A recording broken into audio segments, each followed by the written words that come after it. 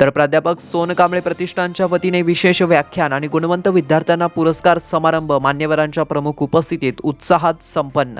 तर सोन कांबळे प्रतिष्ठानच्या वतीने विशेष व्याख्यान आणि गुणवंत विद्यार्थ्यांना पुरस्कार समारंभ लक्ष्मण गायकवाड, विचारवंत प्राचार्य डॉक्टर कमलाकर कांबळे, रवींद्र जोगदंड यांच्या प्रमुख उपस्थितीत उत्साहात संपन्न झालाय।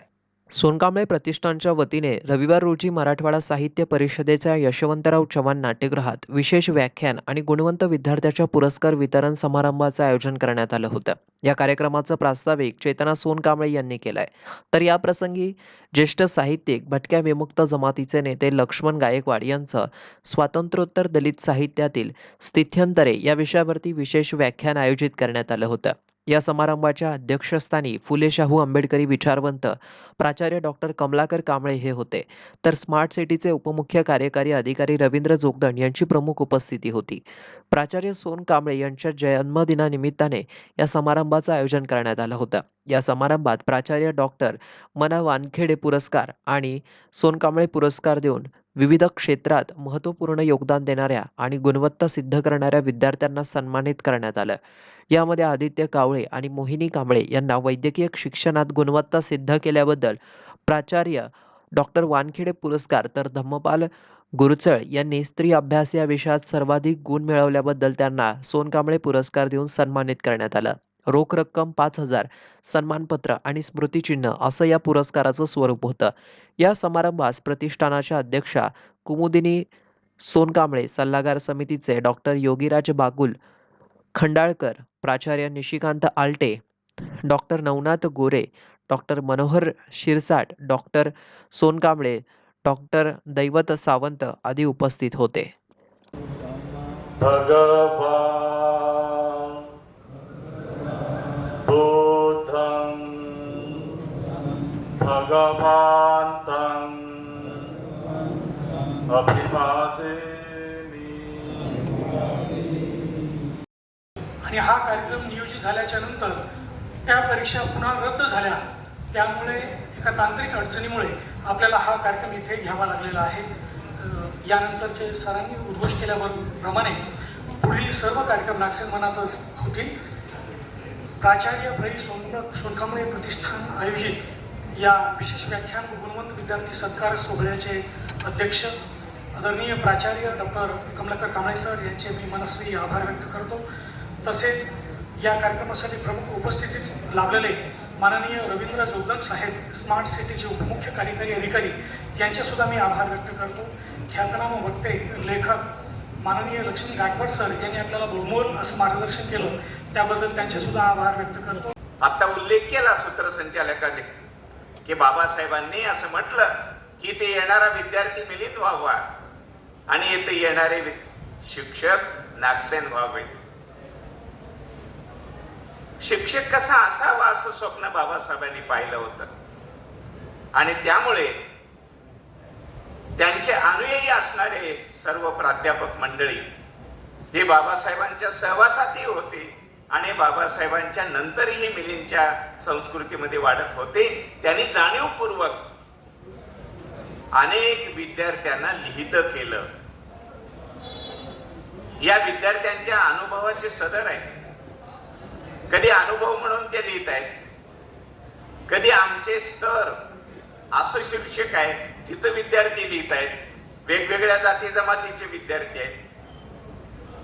आमचे अनेक स्तर याच्यामध्ये भटक्या विमुक्ताचे विद्यार्थी लिहित आहेत आणि या सगळ्या लिहिण्यामधून 1963 ला प्रईंचा वाटाड्या नावाचा लेख आला। तो पुढे आठवणीच्या पक्षीमध्ये आहेच आहे, थोडासा विस्ताराने पुढे आला। तिथून प्रईंची जडणघडण सुरू झाली आणि अनेक वर्ष लेखन करत करत प्रईंचा आठवणीचे पक्षी हे आत्मकथन आलं आणि त्यानंतर अनेक आत्मकथन मराठीमध्ये आली। म्हणून एकतर प्रई आणि त्यांचं लेखन हे मिलिंद संस्कृतीला आलेलं एक गोड फळ आहे आणि त्या बीजातूनच असंख्य अशा प्रकारची आत्मकथनं मराठीमध्ये आली आणि या आत्मकथनाने व्यवस्थेला प्रश्न विचारायला सुरुवात केली। दलित साहित्यानंच या व्यवस्थेला प्रश्न विचारण्याची सुरुवात केली. डॉक्टर बाबासाहेब आंबेडकरांच्यामुळे अनेकांचा परिचय आपणाला झाला. बुद्धाचा झाला, कबीरांचा झाला, महात्मा फुल्यांचा झाला, राजर्षी शाहू महाराजांचा झाला. त्यांच्या भेटीगाठी झाल्यामुळे कर्मवीर भाऊराव पाटलांचा परिचय झाला, गाडगेबाबांचा परिचय झाला. बाबासाहेबांनी आपलं अस्पृश्य मूळचे कोण हे पुस्तक संत रविदासांना अर्पण केलं, त्यामुळे रविदासांचा परिचय झाला. करणारी जी माणसं आहेत ते आमचे शत्रू आहेत. आमचं साहित्य वाचून नाकं मुरडणारी माणसं आहेत ते आमचे शत्रू आहेत. एकदा शत्रू नक्की झाले आणि त्यांच्याबरोबर युद्ध करायचं ठरलं तर युद्धभूमीवर जाताना केवळ बौद्धाने जाऊन हे युद्ध जिंकता येणार नाही. लक्ष्मण माने तुम्ही म्हणता ते खरं आहे. हे युद्ध जिंकायचं असेल तर गायकवाड सर समविचारी मित्र सोबत पाहिजेत. कोण समविचारी मित्र होऊ शकतात? बी चिटणीसांची जी परंपरा आहे ते आमचे मित्र होऊ शकतात, नक्कीच होऊ शकतात. अनेक पक्षामध्ये चांगली माणसं आहेत. अनेक पक्ष आपल्या बाजूने उभे राहू इच्छितात, ते आपले मित्र होऊ शकतात. का नाही तो भीम आर्मीचा आझाद निवडून आला, त्याला बरोबर घ्या. मायावतींना बरोबर घ्या, समाजवादी पक्षांना बरोबर घ्या, कम्युनिस्टांना बरोबर घ्या. पुरोगामी असणारा मराठा सेवा संघ आता काम करतोय, व्यवस्थेच्या विरुद्ध उभा राहतोय, त्यांना बरोबर घ्या. लक्ष्मण मानेना घ्या, लक्ष्मण गायकवाडांना घ्या.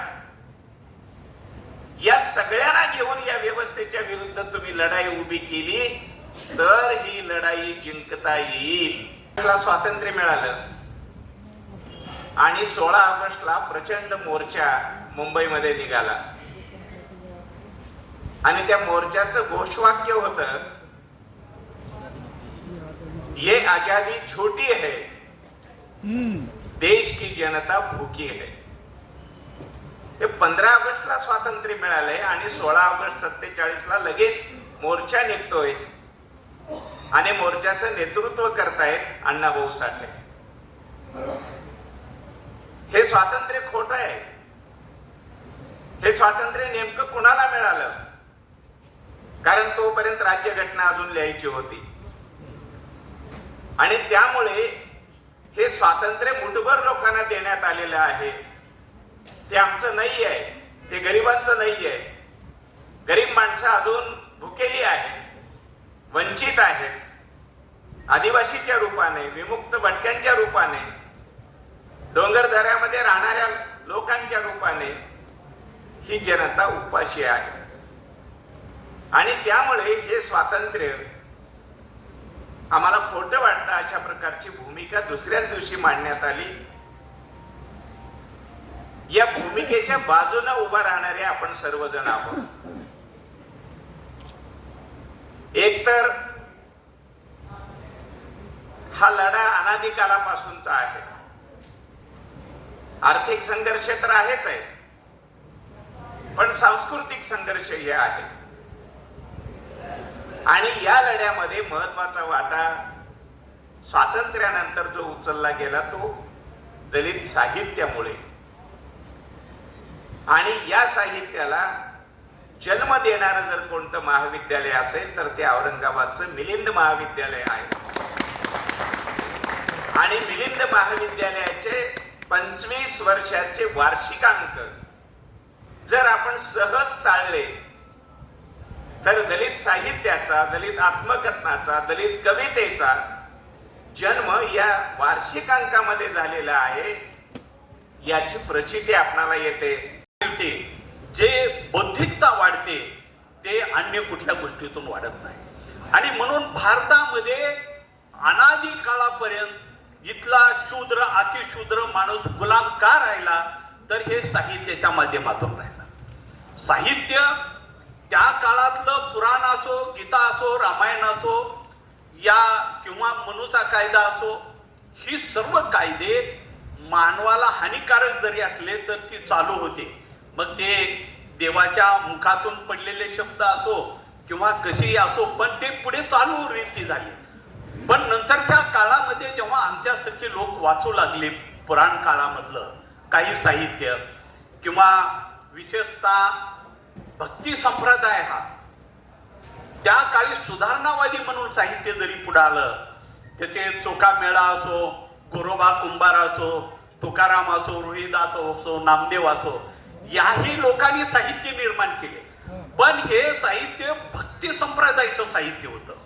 हे फार काही क्रांतिकारक साहित्य होत नव्हतं. म्हणजे भक्तीच्या माध्यमातून लोकांमध्ये कशी जागृती निर्माण करायची अशी प्रथा मला वाटतं दलित साहित्याची त्या काळात सुरुवात झाली. त्याला दलित साहित्य म्हणता येणार नाही. खरं तर दलित साहित्याची ही व्याख्या जोगदंड सरांनी म्हणल्याप्रमाणे हे महात्मा फुलेच्या किंवा अण्णाभाऊ साठेच्या नंतर सुरुवात झाली. शंकरराव खरातसारखे लोक लिहू लागले, बागुल लिहू लागले. पण मी त्याआधी मुद्दाम या ठिकाणी नोंद करतो की शिक्षण घेणं हाच मुळात शूद्र माणसाला अधिकार भारतामध्ये नव्हता. त्यामुळं आपलं साहित्य निर्माण होण्याचा प्रश्नच नव्हता. आणि म्हणून ही शब्द रचना आपली होत नव्हती. खरं तर मी रामायणातले काही उदाहरण देईन की रामायण आज आपल्याला गीता एवढी महान ग्रंथ आहे, पण त्याच्यामध्ये सुद्धा शूद्र माणसाला मानवाप्रमाणे कसं वागू नये किंवा ते कसे असतात याच्याबद्दल इथंब माहिती आज सुद्धा मिळते. रामायणामध्ये तुम्ही कधी वाचलात तर रामायणामध्ये सुद्धा, म्हणून कधी तुम्ही रामायणामध्ये हे बघा, साहित्याच्या माध्यमातून बोलते कुणी मनाचं फार सध्या हाली मन कोम्याजून चाललेले आहेत माणसांचे, कोणाचं मन. दलित साहित्याची निर्मिती होण्याच्या पाठीमाग हजारो वर्षांचा काळ जावा लागला. हे चालू नाही का? हे चालू आहे का? हा, आवाज येतो. आणि आजच्या या दिवशी मी खरं तर काही आठवणी दाटून येतात. कधी काळी मी औरंगाबाद या शहरामध्ये वास्तव्य केलेला माणूस आहे आणि गारखेड्यामध्ये एक सूतगिरणी होती. त्या सूतगिरणीमध्ये मी लेबर म्हणून कामाला आलेला माणूस. 71-72च्या काळात मी औरंगाबादमध्ये गारखेड्याला वास्तव्य करून होतो. त्यानंतर माझा प्रवास बराच सुरू झाला. माझा परिचय देणाऱ्या काही मुली सांगत होत्या की सरांनी असं पुस्तक लिहिलं. खरं तर मी मुळात कार्यकर्ता आणि मला पूर्वी कधी मोर्चेवाला लक्ष्मण गायकवाड म्हणायचे. आता माझं नामकरण जसं औरंगाबादचं छत्रपती संभाजीनगर झालं तसं माझं नामकरण पुन्हा नंतर साहित्यिक लक्ष्मण गायकवाड असं झालं. म्हणजे मोर्चेवाला लक्ष्मण गायकवाड खाली बसला आणि साहित्यिक म्हणून. आणि म्हणून या निमित्तानं एक खरं आहे की 100 मोर्चे काढल्यानंतर एक पुस्तक लिहिणं आणि 100 मोर्चे काढणं बरोबर आहे असं माझ्या जेव्हा लक्षात आलं तेव्हा मी लिखाणाकडे वळलो. कारण मोर्चातून फक्त तात्पुरतं काही प्रबोधन होऊ शकतं, पण साहित्याच्या माध्यमातून अनंत काळापर्यंत प्रबोधन होत असतं. साहित्य एक अशी कल्पना आहे जी प्र. सोनकांबळेंनी सुरुवात केली. खरं तर प्र. सोनकांबळे आज आपल्यात नाहीत, पण मी त्यांची आठवण म्हणून सांगतो की मला साहित्य अकादमीचा पुरस्कार मिळाल्यानंतर प्र. सोनकांबळे सरांनी मला औरंगाबादला बोलवून, ते प्राचार्य होते आणि माझा खूप मोठा सत्कार सन्मान या ठिकाणी करण्यात आला. त्यानंतर औरंगाबादमध्ये अनेक सन्मान झाले. माझा नागरिक सत्कार सुद्धा महानगरपालिकेच्या वतीनं झाला होता. पहिल्या दिवसाचा कार्यक्रम दुसऱ्या दिवशी करण्यात आला. असे अनेक घटना या औरंगाबादशी जोडलेल्या आहेत. प्र. सोनकांबळे सरांचं मी प्रथम सांगतो की त्यांचं योगदान साहित्यात एवढ्यासाठी खूप मोठं आहे की मराठवाड्यातल्या ग्रामीण साहित्याला एक नवी दिशा देण्याचं काम आणि सर्वसामान्य थरातली भाषा प्रथम प्र. सोनकांबळे सरांनी आठवणीच्या पक्षीमधून आणलेलं आहे. समीक्षकांना तर खूप आवड जायचं त्याच्यावर समीक्षा लिहिणं. एवढे म्हणजे शब्द जी मराठवाड्यातली जी शब्दरचना आहे मराठीची गावाकडची, ती आज सुद्धा लोकांना कळत नाही. कारण माझं उचलल्यानंतर मला 100 पत्र आले असतील की हरबड म्हणजे काय, उकंडा म्हणजे काय, असे अनेक शब्द. तसे शब्द हे प्र. सोनकांबळेंच्या सुद्धा पुस्तकामध्ये तुम्हाला दिसतील. कारण प्र.चं एकच अनुवाद करत असताना हिंदी मधल्या लोकांना प्रश्न यायचे. आता ते आमचे मित्र सूर्यनारायण रणसुभेने अनेक लोकांचे अनुवादित पुस्तकं केली हिंदीमध्ये, त्यांचा मोठा दबदबा. पण अशा लोकांना सुद्धा काही शब्दाची ओळख असायची नाही. प्र. सोनकांबळे सरांच्या एका पुस्तकात वाक्य आहे की आम्ही लहानपणी घरातले काही लोक मिळून शेतकऱ्याच्या गुडावर जायचं, गुडाला जायचं.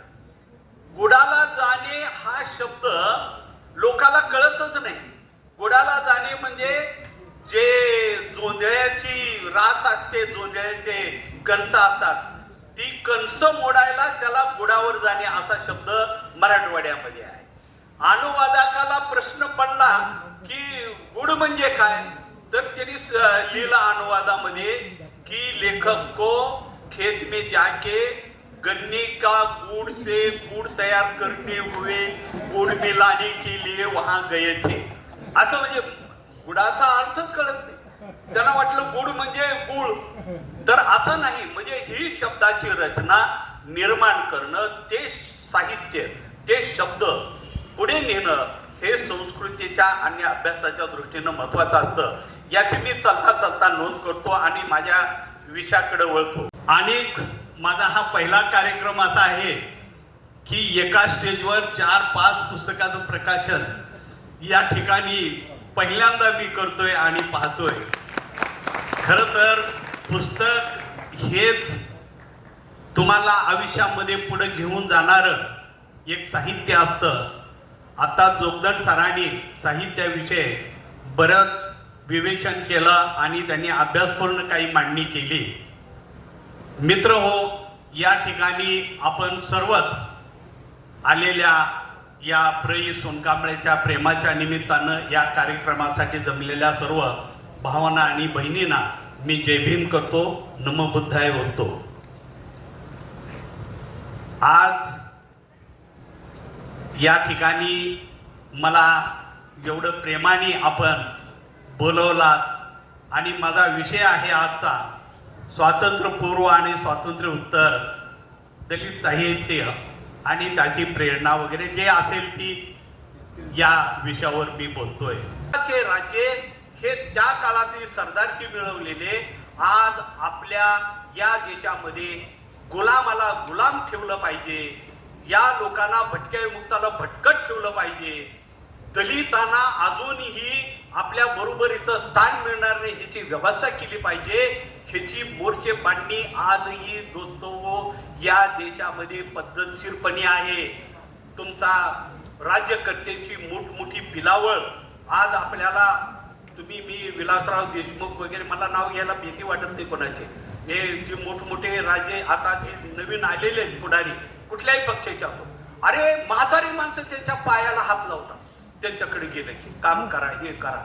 इतकी या देशामध्ये लाचारी आणलेली आहे की पुन्हा आपला देश गुलामीकडे जातो की काय, अशी एवढी भयानक संभावना. आज ज्या लोकांकडं मी काही राजे बघितलेत की निजामाच्या काळामध्ये निजामाचे घोड्याचे खराळे मारणारे या देशामध्ये राज्यसत्तेवर आले, मुख्यमंत्री झाले, त्याचे शेंबडे पोरं पण मुख्यमंत्री पुन्हा मिनिस्टर झाले, त्याचे पोराचं पोरग मिनिस्टर, त्याची बहीण मिनिस्टर.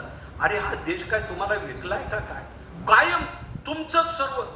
आणि पुन्हा नंतर एक नवी गुलामी, त्यांच्या वाड्याच्या समोर सर्व लोक सकाळी सकाळी जमायचं, लोटांगण घालायचे, साहेब हे काम करा, ते काम करा. ही गती मोडण्याचं काम बाबासाहेबांनी करून ठेवलेलं आहे. परंतु आज परिस्थिती दोस्तो अशी निर्माण झाली आहे या देशामध्ये की इथला प्रस्थापित वर्ग जो आहे, राजशाही वर्ग जाऊन बसलेला, प्रस्थापित झालेला, तो खालच्या माणसाला काही करू इच्छित नाही. भटक्या विमुक्तासाठी तुम्ही माहिती घ्या. आम्ही लोक 1913 मध्ये पहिलं बजेट आमच्यासाठी इंग्रजांनी तयार केलेलं आहे. इंग्रज मी म्हणतो ही जी आज जी लोक राज्यावर आहेत ना, मी म्हणतो हे खरे देशाचे दुश्मन आहेत. इंग्रज हे मी देव मानतो, इंग्रजाला देव मानतो. महिलाच्या मुक्तीचा त्यांनी कायदा आणला. भटक्या विमुक्तांच्या लोकांचा सुधारण्यासाठी 1913 साली सोशल वेलफेअर नावाची ही संस्था फक्त गुन्हेगार जमातीसाठी आलेली आहे, लक्षात ठेवा. भारतामध्ये 1913 साली पहिलं बजेट आमच्यासाठी गुन्हेगार जमातीसाठी म्हणून सोशल वेलफेअर आलं. आणि सोशल वेलफेअर आल्यानंतर आज परिस्थिती, आम्ही स्वातंत्र्याच्या नंतर माझ्या आज्याला मला वाटतं जवळपास 5 रुपये 8 आणे पगार होता. की रामायणामध्ये आज मी जेव्हा वाचतो, अनेक मी जवळपास 10-12 तर रामायण वाचले असतील वेगवेगळे. तर एका रामायणामध्ये, वाल्मिकीच्या रामायणामध्ये स्पष्टपणे उल्लेख आहे की एका नगरीमध्ये ब्राह्मण होता आणि ब्राह्मणाचा मुलगा मेला. ब्राह्मणाचा मुलगा मेल्यानंतर तिथे रडण्याचा आक्रोश सुरू झाला. तेव्हा राम त्या नगरीमधून जात होते आणि रडण्याचा आवाज आल्यामुळं ते तिथे थांबले. थांबल्यानंतर ते म्हणाले काय झालं. तेव्हा एक ब्राह्मण म्हणाला की हे देवा, की हे रामा, फार अन्याय होत आहे. काय होत आहे तर शूद्र तपश्चर्या करत आहे आणि शूद्र तपश्चर्या करत असल्यामुळं माझा मुलगा मेला आहे. जोपर्यंत त्या शूद्राला त्याला संपवणार नाहीस किंवा त्याची हत्या करणार नाहीस तोपर्यंत माझा मुलगा जिवंत होणार नाही. आणि मग राम, हे तुम्ही किती लोकांना रामायण वाचलं माहिती, पण ही मी खोटं नाही, हे रामायणातली गोष्ट सांगतोय. मग नंतर राम गेले असंच फिरत फिरत अरण्यामध्ये. गेल्यानंतर शंभूक नावाचा एक माणूस, त्या काळातला शूद्र, हा तपश्चर्या करत होता झाडाखाली. आणि मग तपश्चर्या करत असताना जेव्हा तो राम तिथे आला आणि तो राम राम म्हणून तपश्चर्या करत होता, असंही त्याच्यात आहे. आणि ती तपश्चर्या करत असताना रामाने विचारलं की तू कोण आहे. तो म्हणाला मी शंभूक आहे. शंभूक कुठला आहे तर मी शूद्र आहे. शूद्र आहे म्हटल्याबरोबर राम खड्ग काढतात आणि त्याची मान कंप्लीट उडवतात, त्याचा शिरच्छेद करतात. अशी कहाणी रामायणामध्ये आहे. आणि म्हणून शूद्राला बोलण्याचा, लिहिण्याचा हा अधिकार हजारो वर्ष भारतामध्ये राबवला गेलेला आहे वेगवेगळ्या माध्यमातून. स्त्री हे पाप योनीची असते, तिच्यामधून जन्मणार खरं तर मूल सुद्धा पापी असायला पाहिजे, पण ती पापी होत नाही. पण स्त्रियाविषयी हजारो पापी आहे, ही आहे. अनेक ठिकाणी त्याचे उल्लेख मी यात फार पडणार नाही, पण याचा सांगण्याचा संदर्भ हे आहे की भारतामध्ये पूर्वी शूद्राला शिक्षण घेणं हा गुन्हा मानला जात होता. आणि म्हणून कधी दळण्यावर ओव्या म्हणणाऱ्या, कधी जुन्या बायाच्या ओव्या ऐका. मी लहानपणी ती दळण दळत असताना बाई म्हणायच्या ओव्या म्हणताना, रामबाई राम नाही ग सीतेच्या तोला मोलाचा. रामबाई राम नाही ग सीतेच्या तोला मोलाचा, राम ग बाई आहे हलक्या कानाचा. म्हणजे बजेट स्वातंत्र्याच्या नंतर भारतामध्ये आज सोशल वेलफेअरचं समाज कल्याण झालं. आज समाज कल्याण मधून आम्हाला काढून टाकलं, हे किती लोकांना माहिती आहे? याचा अभ्यास काय? समाज कल्याण मध्ये आमचं बजेटच होत नाही. म्हणून गावगाड्याचा अस्पृश्य जरी असला, आज तिथेही संकट खूप आहेत. मी ती पुन्हा तुम्हाला सांगेन. पण परिस्थिती अशी आहे की ज्याची संख्या जास्त आहे आज तो भांडायला उठत आहे. ज्याची संख्या जास्त आहे तो जास्तीत जास्त वरबडून कसं खायचं हे मागत आहे. जाती जातीच्या संघटना होत आहेत. आज भटक्या विमुक्तांचे लोक, पालावरचे लोक पालात आहेत. हे राजकीय लोकांना दिसत नाही का? त्यांच्या हजारो एकर जमिनी वाढत आहेत, त्यांचं वैभव वाढत आहे, त्यांच्या मोठमोठ्या टोलेजंगी इमारती वाढत आहे.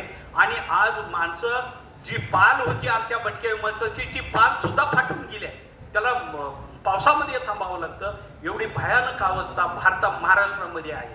पुरोगामी म्हणतात आणि आपल्या सत्तेची सर्व फळं आपल्या नात्याला, पुतण्याला, मामाला, भावाला आणि त्यांना काका म्हणा, तात्या म्हणा, अशी सध्या एक नवीन टीम या देशामध्ये निर्माण झाली आहे. मी म्हणतो की आपण सावध झालं पाहिजे. समदुःखी लोकांनी एकत्र आलं पाहिजे. बाबासाहेबांचं तेच होतं, समता, स्वातंत्र्य, बंधुत्व आणि न्यायाच्या आधारावर हा समाज बदलला पाहिजे. त्याचं स्वप्न आज आम्ही सोडून दिलंय.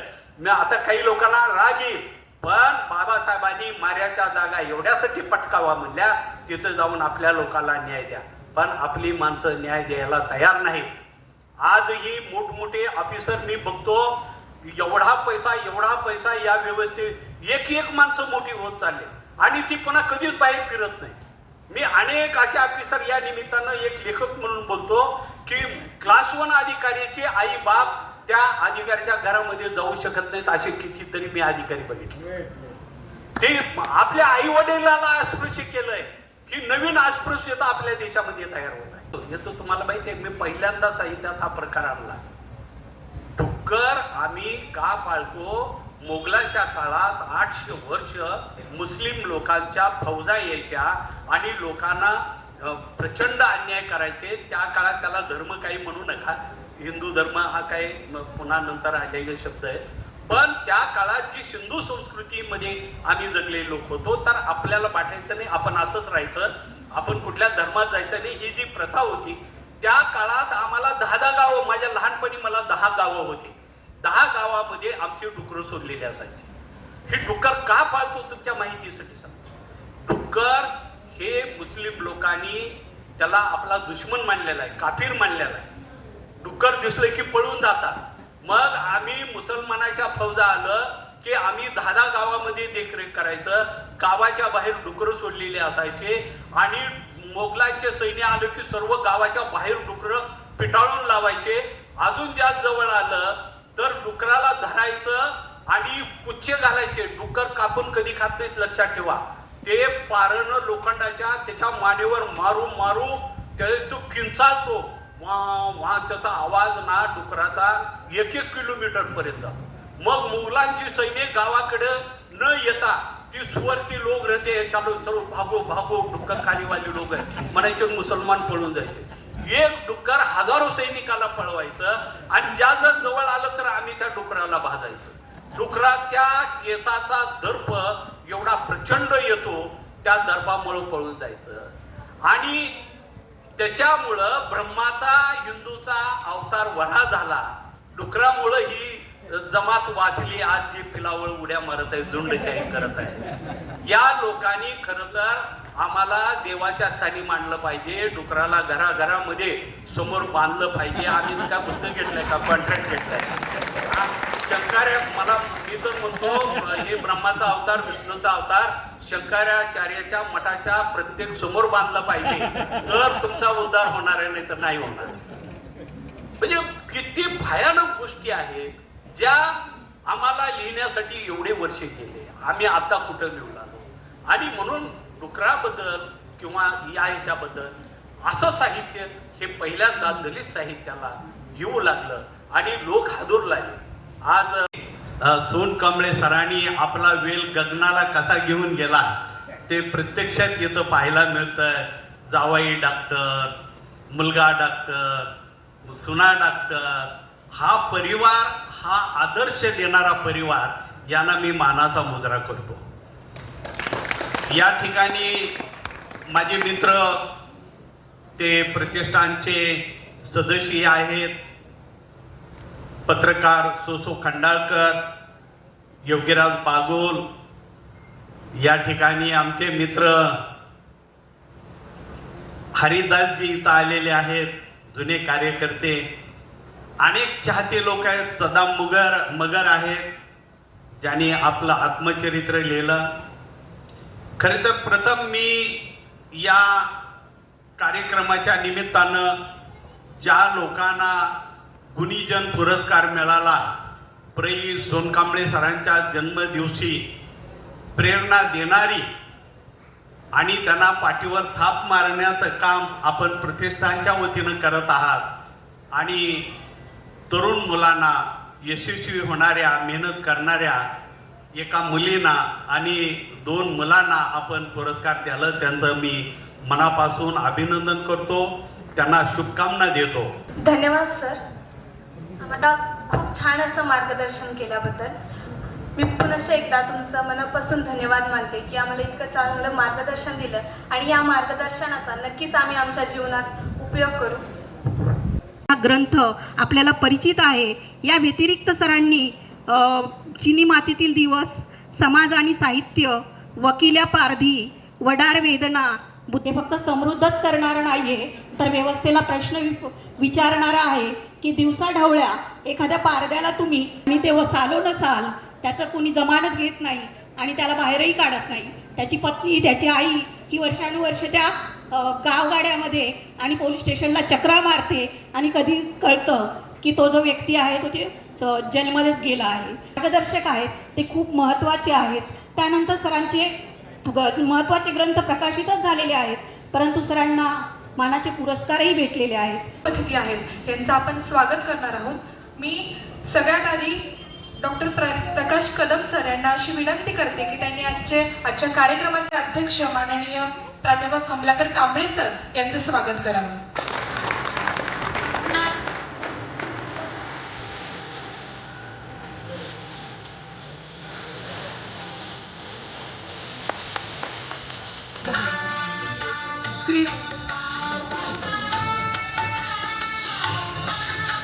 सगळ्यांनी पुन्हा एकदा टाळ्यांच्या गजरामध्ये या स्वागताला साथ द्यायची आहे. आजच्या कार्यक्रम आज 21 जुलै प्र. सोनकांबळे सरांचा जन्मदिन आणि या त्यांच्या जन्मदिनाच्या औचित्याने आपण प्र. सोनकांबळे प्रतिष्ठानने गुणवंत विद्यार्थ्यांचा गौरव तसेच मान्यवरांचं व्याख्यान हे आयोजित केलं आहे. खरं म्हणजे साहित्य हा समाज मनाचा आरसा असतो. समाजात जे घडतंय त्याचं चित्रण करण्याचं, विदारक चित्रण करण्याचं काम साहित्यिक करत असतात. आपण जगभराच्या साहित्याचा अभ्यास केला, जगभराच्या चळवळीचा अभ्यास केला, तर जगात ज्या ज्या राज्यक्रांत्या झाल्या, मग ती फ्रेंच राज्यक्रांती असेल, रशियन राज्यक्रांती असेल, पूर्वीची अमेरिकन राज्यक्रांती असेल, या इव्हन भारताचा स्वातंत्र्य लढा असेल, भारताची सामाजिक पुनरुत्थानाची चळवळ असेल, या सगळ्या चळवळीचं बलस्थान हे साहित्य असतं, हे लक्षात घ्या. फ्रेंच राज्यक्रांतीच्या दरम्यान जर व्हॉल्टियर नसता, मॉन्टेस्क्यू नसता, रुसो नसता, तर कदाचित फ्रेंच राज्यक्रांती झाली नसती. आपण ज्यावेळी रशियन राज्यक्रांतीचा अभ्यास करतो तिथं देखील जे साहित्य त्या काळात लिहिलं गेलं आणि साहित्यातून विद्रोह मांडला गेला, त्यामुळं रशियन राज्यक्रांतीला पूरक अशा प्रकारची परिस्थिती निर्माण झाली. मग ते मॅक्झिम गॉर्कीचं मदर असो, टॉलस्टॉयचं साहित्य असो किंवा मिश्किलचं साहित्य असो, हे सगळ्या साहित्यांच्या मध्ये रशियन जनतेमधला अनरेस्ट, असंतोष हा प्रचारित करण्याचं काम केलं गेलं. महाराष्ट्राच्या मराठी साहित्यात देखील प्र. सरांचं काम खूप मोठं आहे. आज आपण मराठीमधले 5 उत्तम आत्मचरित्र पाहिले, ज्याला दलित म्हणतो आपण. त्यामध्ये बलुत, दया पवारांचं बलुत आहे, प्र. सोनकांबळे सरांचं आठवणीचे पक्षी आहे, उचल्याकार लक्ष्मण गायकवाड सरांचं उचल्या आहे, बाबूराव बागुलांचं जेव्हा मी जात चोरली हे आहे. हे मानाचे 5 की ज्याचं महत्त्व आजही आहे. जे मराठी साहित्यामध्ये एक वेगळा मानबिंदू ज्या साहित्याने निर्माण केला, त्यामध्ये प्र. सरांच्या आठवणीचे पक्षी या ग्रंथाचा समावेश होतो. प्र.च्या बाबत सांगायचे की त्यांनी ज्यावेळी ग्रंथ लेखन केलं त्यावेळी केवळ दलित आणि सवर्ण हीच दरी त्यांनी सांगितली असं नाही. आपण जर या आत्मचरित्राचा सूक्ष्मपणे अभ्यास केला तर त्या काळातलं स्त्री विश्व कसं होतं, पुरुष सत्ताक पद्धती कशी होती, खुद्द अक्का ज्यांनी या प्र. सरांचा सांभाळ केला त्यांना देखील पतीच्या विरोधाला कसं सामोरं जावं लागलं. दुसरी बहीण होती, ती देखील तिचा पती तिला कसा छळ करायचा, हे सारं विदारक चित्रण या साहित्यामध्ये आहे. जनावरं आहेत ते वाटा मिळवण्यासाठी प्रेरणा जावं लागायचं, घरी आल्यावर ते मटण शिजवावं लागायचं. स्वतः खात नव्हते, मात्र संसाराचा एक भाग म्हणून त्यांना ते करणं क्रमप्राप्त होतं. आणि या हजारो वर्षाचा आपण इतिहास जर पाहिला तर दलितांचं शोषण झालंय, स्त्रियांचं शोषण झालंय. जगाचा कुठलाही इतिहास पाहिला तर तो शोषितांचा इतिहास आहे.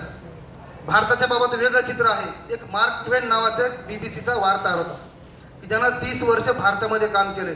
तर त्यानं एक पुस्तक लिहिले, खूप वाचनीय पुस्तक आहे, ॲमेझॉनवर उपलब्ध आहे, no full stop in India. या ग्रंथात तो म्हणतो की जगात अन्याय अत्याचार कुठे नव्हता, जगात भेदाभेद कुठे नव्हता. अमेरिकेत होता, त्यांनी एक चार्टर काढला, तो भेदाभेद नष्ट झाला.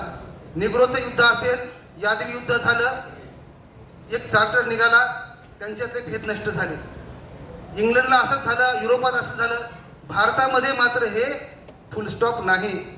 म्हणजे भारतातली जात संपत नाही, हे जातीयतेचं विशद चित्रण या आपल्या no full stop in India या ग्रंथामध्ये मार्क ट्वेनने केले. खूप चांगला ग्रंथ आहे.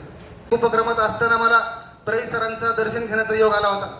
अतिशय मितभाषी, अतिशय संयमी आणि मनाचे शांतपणे असे त्यांचं व्यक्तिमत्व. त्यांनी कधीही कुणाला रागवल्याचं मी पाहिलं नाही किंवा कधी वरच्या टोनमध्ये बोलतानाचं पाहिलं नाही. खूपच शांत, संयमी आणि संयत अशा प्रकारचं त्यांचं लेखन देखील होतं. दलित साहित्यामध्ये आपण ज्यावेळी प्र.चं आत्मचरित्र बघतो त्यावेळी कुठेही तिथं विद्रोह खूप संयमपणे मांडलेला आहे.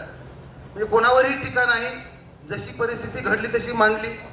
म्हणजे टोकाची जातीयता ज्या विद्यार्थ्यांना सहन केली त्याच्या ओठावर किती मोठा विद्रोह पाहिजे, परंतु प्र.च्या लिखाणामध्ये असा कुठलाही विद्रोह नव्हता. एक शांतपणे समाजाला समजवण्याची भूमिका त्यांनी या साहित्यातून घेतली होती. मग त्या प्रसंगी त्यांना जे भेटलेले काही मंडळी होते अतिशय कृतज्ञतापूर्वक त्यांचा उल्लेख करतात. विनायक गुरुजी असतील, भीमराव पाटील नावाचा मित्र असेल, ज्यांचा उल्लेख त्यांनी कृतज्ञतापूर्वक केला आहे की यांनी त्यांना माणुसकीच्या वाटेवर आणण्याचा आणि तू माणूस आहेस हे सांगण्याचा प्रयत्न केला. याच गुरुजींनी त्यांना मुख्य प्रवाहात कसं यायचं, काही मदत कशी मिळायची, म्हणजे कुठेतरी जी मदतीची अपेक्षा असते ती या मंडळींनी या प्र. सरांच्या जीवनामध्ये केली. प्र. सरांनी शिक्षण घेतलं, प्राध्यापक झाले, पुढं प्राचार्य झाले, चळवळीशी आपलं बांधिलकी कायम ठेवली. महाराष्ट्राच्या साहित्य क्षेत्रामध्ये मी मगाशी म्हटलं की 5 उत्तम कलाकृतीमध्ये प्र.च्या आठवणीची पक्षी ही एकच त्यांचं साहित्यकृती ही फार मोठी क्रांतिकारी होती. तसं पाहिलं तर साहित्यिकांनी किंवा एखाद्या लेखकाला गाजण्यासाठी, मोठं होण्यासाठी किती ग्रंथाची गरज असते हा प्रश्नच चुकीचा आहे. विश्राम बेडेकर होते, एकच ग्रंथ लिहिला, रणांगण कादंबरी, आणि त्यांना साहित्य अकादमी मिळाला, त्यांना साहित्य संमेलनाचं अध्यक्षपद मिळालं. तशी म्हणजे इतक्या ताकदीची ही कलाकृती आहे, साहित्यकृती आहे. प्र.च्या बाबत खरं म्हणजे दलित साहित्य, दलित हा शब्द मराठीमध्ये प्रथम महात्मा फुलेंनी आणला. महात्मा फुलेंनी दलित शब्द हा दळित म्हणजे आपण जात्यामध्ये जे दळलं जातं ते दळित, त्याला दळित म्हणतात. की ते धान्य जात्यामध्ये टाकलं की ते 100% भरडलं जाणार आहे. हे दळित म्हणजे हा माणूस, आणि दलित त्याचा आतापर्यंत दलित झाला. हा दलित देखील व्यवस्थेमधला सप्रेस्ड, ऑप्रेस्ड अँड डिप्रेस्ड अशा प्रकारचा क्लास आहे. प्रतिष्ठानच्या मागचा प्रामाणिक उद्देश आहे आणि ते समृद्ध होण्यास मदत व्हावी हा देखील एक त्याच्या मागचा उद्देश आहे. साहित्यिकांच्या कामाचा किंवा त्यांच्या संघर्षाचा आणि उच्च आणि खऱ्या आदर्शांचे स्पर्श होत असतो हे आपण सर्वजण जाणतात. त्यामुळे तरुणांचं स्वप्न पूर्ण करण्यासाठी प्रेरणादायी ठरू शकावं आणि साहित्यिकांची लेखणी तरुणांना आणि समाजाला समृद्ध करावे आणि त्यांच्या जीवनामध्ये नवीन दिशा देण्यास मदत व्हावी या दृष्टिकोनातून ते सहाय्यभूत ठरावे असे देखील प्रतिष्ठानचे माध्यमातून मला या ठिकाणी सांगावेसे वाटते. साहित्यिकांच्या कथांमध्ये जसं आपण जाणतो की वाचकाला विविध अनुभव येतात आणि हे तरुण ज्यावेळेस वाचन करत असतात त्यावेळेस नवनवीन विचारांचा परिचय या ठिकाणी त्यांना मिळत असतो.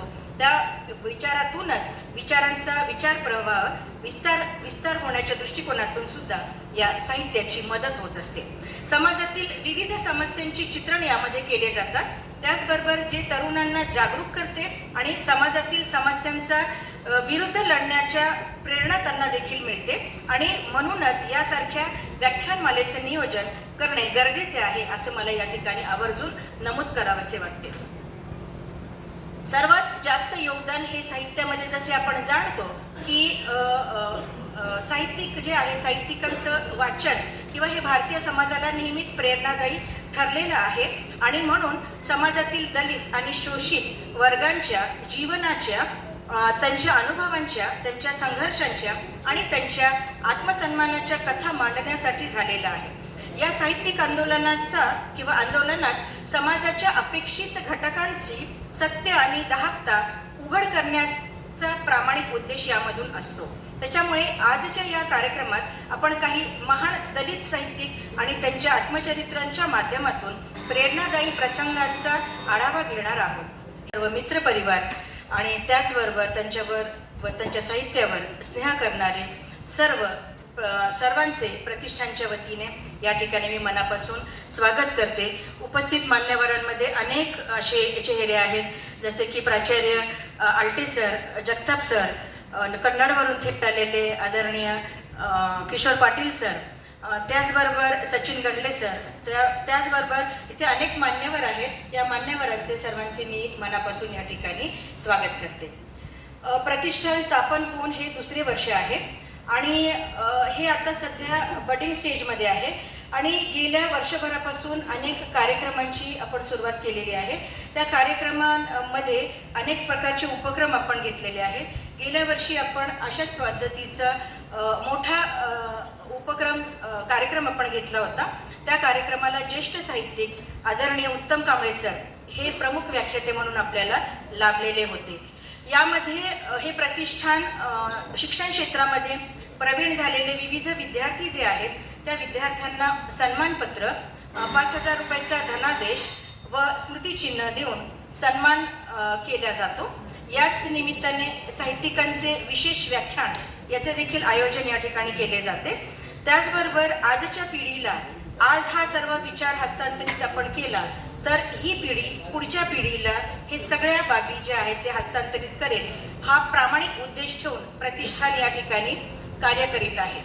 त्याचबरोबर प्रतिष्ठानच्या संदर्भात अनेक बाबी या ज्या उपक्रमाच्या माध्यमातून आपण घेतलेल्या आहेत की याच्या मागचा एक प्रामाणिक उद्देश असा आहे की चळवळीला पोषक वातावरण तथा हातभार लागावा हा प्रामाणिक उद्देश प्रतिष्ठानचा आहे. त्याचबरोबर तरुण पिढीपर्यंत हे सर्व पोहोचावं आणि आजच्या काळाची ही गरज आहे असं मला या ठिकाणी प्रामाणिकपणे नमूद करावंसं वाटतं. साहित्याचं असं असतं की हे अत्यंत महत्त्वाचं साधन आहे आणि ह्या साधनामुळे आपल्याला ह्या गोष्टी अनुभवायला मिळतात की यामध्ये जे लेखन केलं जातं ते विविध अनुभवांनी भावना आणि विचारांचा या साहित्यामध्ये समावेश असतो.